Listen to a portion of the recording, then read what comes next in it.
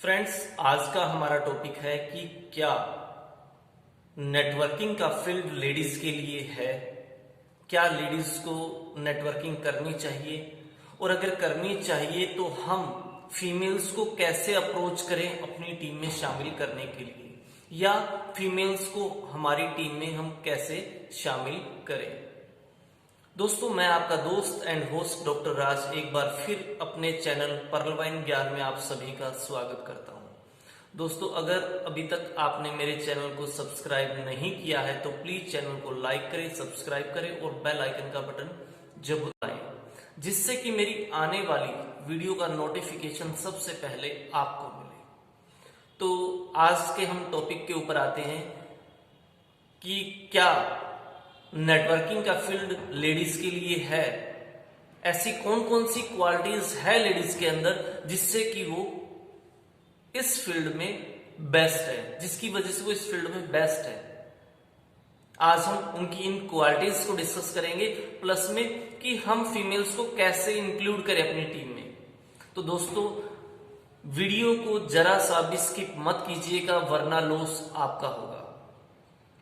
तो आज हम पहले टॉपिक के ऊपर आते हैं कि फीमेल्स का नेटवर्किंग में क्या योगदान।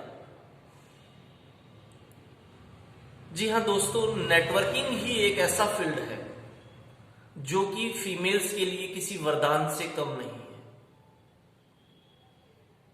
यहां पर उनके लिए कोई बाउंडेशन नहीं है, लिमिटेशन नहीं है।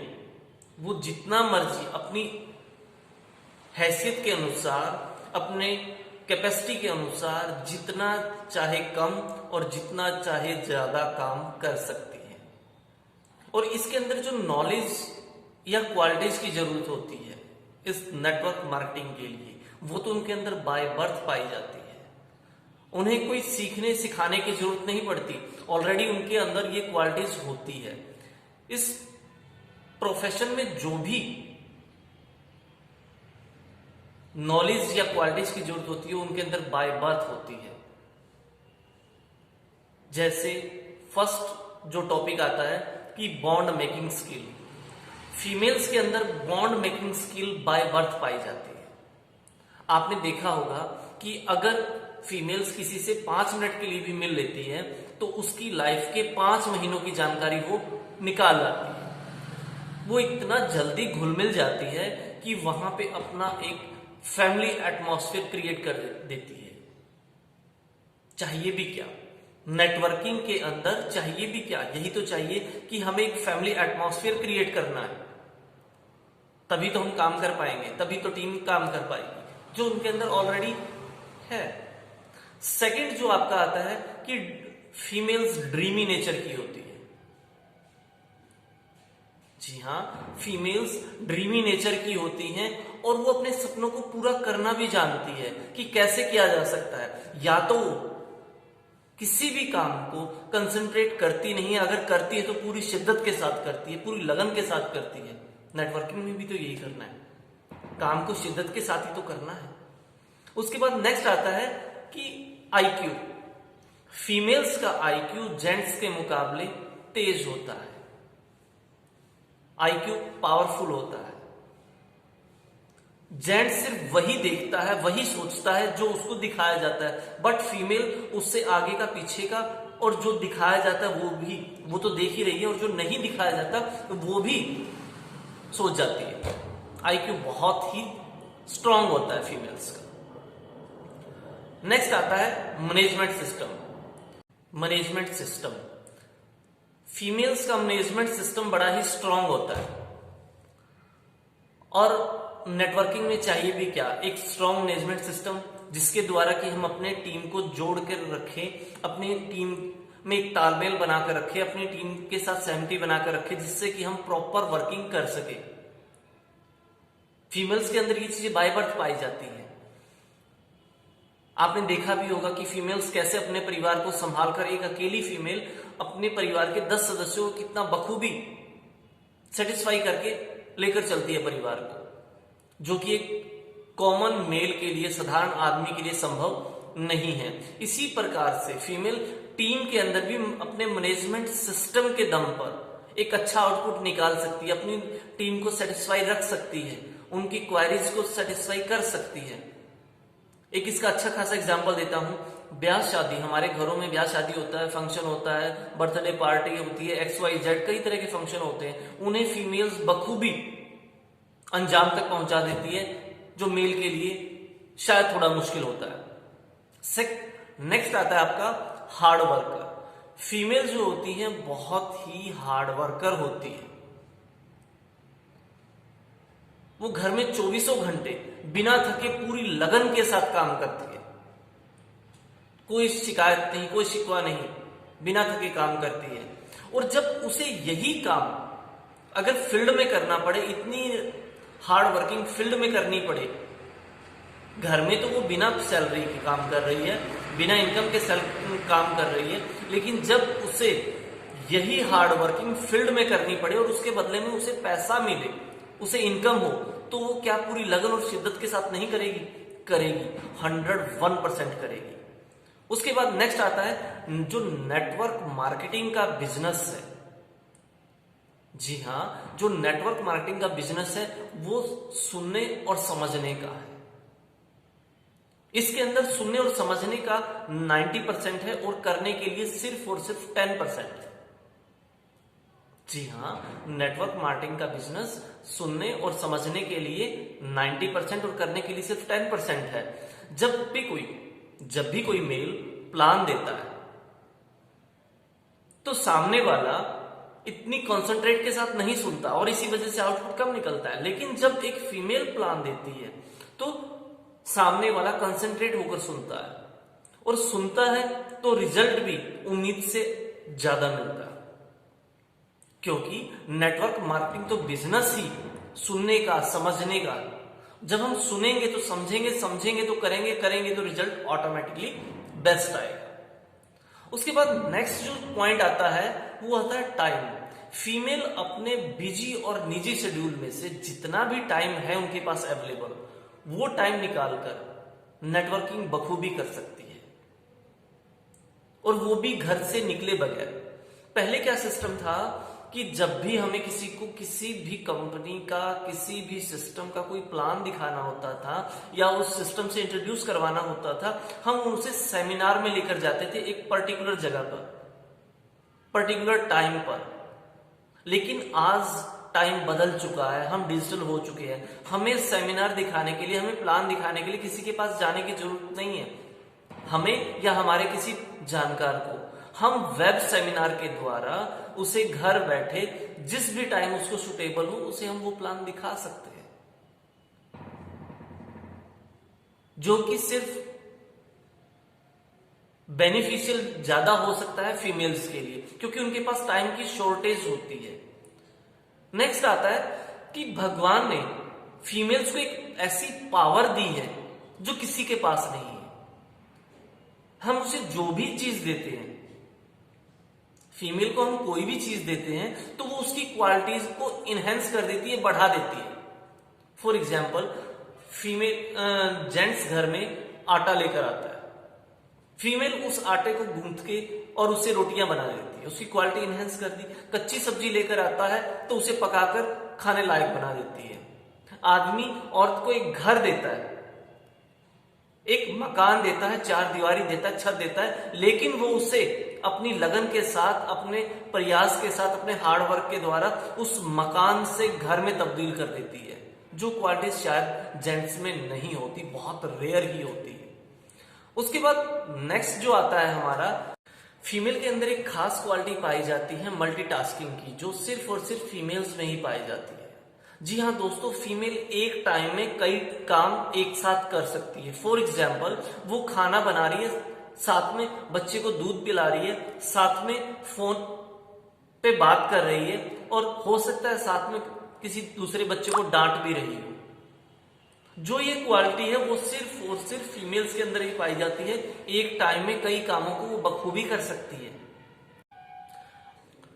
अब हम बात करते हैं कि जब फीमेल्स के अंदर इतनी सारी खूबियां पाई जाती है कि वो किसी भी नेटवर्क मार्केटिंग को बखूबी कर सकती है, तो वो अपने इस अनोखे टैलेंट को डायरेक्ट सेलिंग या प्रोडक्ट बेस्ड कंपनी के चक्कर में क्यों खराब करें? क्योंकि जो डायरेक्ट सेलिंग या प्रोडक्ट बेस्ड कंपनीज है उसके अंदर लिमिटेशन है, एक लिमिट है जहां आपको लिमिट में ही सारी चीजें मिलती है। जैसा कि मैंने आप स्क्रीन पर देख पा रहे हैं, इस वीडियो के अंदर क्लियर किया है कि आप पर्लवाइन सॉफ्टवेयर ही क्यों करें, आप पर्लवाइन सॉफ्टवेयर के साथ ही काम क्यों करें, इसके अंदर मैंने क्लियर बताया गया है। उसे चाहिए कि पर्लवाइन इंटरनेशनल जैसे सॉफ्टवेयर के साथ काम करें जहां उसकी क्वालिटीज और हार्ड वर्किंग का उसे 100% बेनिफिट मिले, और वो भी फ्रैक्शन ऑफ सेकंड के अंदर, बिना कोई देर किए। मेरी तो पर्सनल एक राय है कि वो अपने इस अनोखे टैलेंट को कहीं XYZ प्रोडक्ट बेस्ड कंपनी या डायरेक्ट सेलिंग जैसी कंपनियों को अमीर बनाने या उनका फ्यूचर बनाने में खराब ना करें, बल्कि पर्लवाइन इंटरनेशनल सॉफ्टवेयर के साथ को पार्टनर बन के खुद को अमीर करे, खुद को सशक्त करे, खुद अमीर हो, ना कि अपनी मेहनत से उन कंपनियों को अमीर बनाए। क्योंकि पर्लवाइन ही एक ऐसा इकलौता सिस्टम है जो कि 100% डिस्ट्रीब्यूशन करता है। ऑल इंडिया के अंदर, क्या ऑल वर्ल्ड के अंदर कोई भी ऐसा सिस्टम नहीं है जो कि आपकी कैपिटल को, जो भी आपने इन्वेस्ट किया है, उसको 100% डिस्ट्रीब्यूट करता हो। सिर्फ अकेला पर्लवाइन ही एक ऐसा सिस्टम है। अब हम बात करते हैं by birth network marketing quality holders females, नारी शक्ति को हम अपने टीम में कैसे शामिल करें, या how to approach a girl या फीमेल फॉर नेटवर्किंग। हम पर्लवाइन में ज्वाइन करवाने के लिए एक फीमेल को कैसे अप्रोच करें। सबसे पहला पॉइंट आता है कि हम सभी मेल जो पर्लवाइन के अंदर काम कर रहे हैं, हमारा सबसे पहला स्टेप होना चाहिए कि हम अपनी वाइफ को भी नेटवर्किंग के अंदर लेकर आए। क्योंकि जैसा कि हमने अभी डिस्कस किया था, फीमेल को इजीली अट्रैक्ट करती है और इजीली बॉन्डिंग बनाती है। हम कहीं दूसरे को ढूंढने की बजाय, किसी दूसरी फीमेल को ढूंढने की बजाय पहले अपने घर से ही शुरुआत करें, क्योंकि 1 और 1 11 होते हैं। हम अकेले वो काम नहीं कर सकते जो हम एक साथी के साथ मिलकर काम कर सकते हैं, और फीमेल या अपनी वाइफ से बेटर कोई साथी नहीं हो सकता। इसलिए मैं यही कहूंगा कि आप में से जो भी मैरिड पर्सन है, सबसे पहले वो अपनी वाइफ को इस सिस्टम में इन्वॉल्व करें। जब हम अपनी वाइफ को साथ में लेकर चलेंगे, साथ में नेटवर्किंग वो भी करेगी, तो ऑटोमेटिकली फीमेल्स का नेटवर्क आपका खड़ा होना शुरू हो जाएगा। हमारा नेक्स्ट पॉइंट आता है फीमेल, जैसा कि हम डिस्कस कर चुके हैं, बड़ी ही ताकतवर और तेज IQ वाली होती है। बस हमें उनसे मिलना है और उनकी इसी ताकत का उन्हें एहसास करवाना है और उनके कॉन्फिडेंस को बढ़ाना है, सेल्फ कॉन्फिडेंस को बढ़ाना है। फिर देखिए, जब उनका सेल्फ कॉन्फिडेंस बूस्ट होता है, बढ़ता है, तो देखिए कि वो किस तरह से, कितना तेजी से काम करती है। नेक्स्ट पॉइंट आता है, जब भी आप किसी फीमेल को प्लान देने जाते हैं, तो ऑब्वियसली वो या तो आपके डायरेक्ट होगी, मतलब आपके लिंक से होगी, या आपकी टीम के लिंक से होगी। उस कंडीशन में ये बात बहुत ही अहमियत रखती है कि आपकी या जिसके वो रेफरेंस से है उसकी, उस लेडीज और उसके परिवार की नजर में क्या रेपुटेशन है। अगर उस इंसान की रेपुटेशन या आपकी रेपुटेशन अच्छी खासी है, तो ऑब्वियसली मीटिंग क्लियर होते ही झट से आपकी ज्वाइनिंग हो जाएगी, झट से वो साइन अप कर लेगी, झट से उसकी ज्वाइनिंग हो जाएगी। और अगर रेपुटेशन समझ रहे हैं तो थोड़ा टाइम लग सकता है। नेक्स्ट पॉइंट आता है, जब भी ज्वाइनिंग के रिगार्डिंग आप किसी फीमेल से मिले, तो उसे और उसके परिवार को यह एहसास होना चाहिए कि वो महिला आपके साथ उतनी ही सेफ है। वो फीमेल जिसे आप प्लान देने के लिए गए हैं, वो आपके साथ उतनी ही सेफ है जितनी कि वो अपने घर में होती है। इस बात का आप ध्यान रखिए।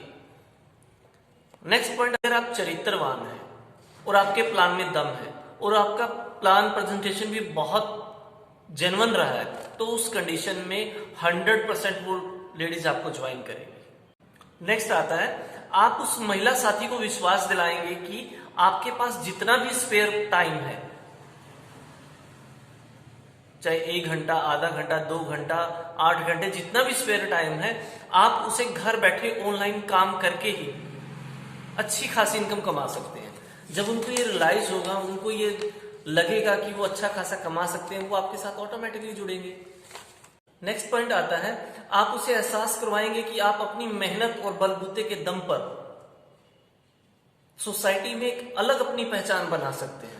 और भाई अपनी अलग पहचान बनाना, अपना अलग अस्तित्व बनाना किसे अच्छा नहीं लगता, हर किसी को अच्छा लगता है। नेक्स्ट आता है, ये पॉइंट बड़ा ही अहम है, आप फीमेल उन फीमेल से जरूर मिले जो कि जरूरतमंद है, क्योंकि जरूरतमंद ही अवसर का फायदा उठाता है।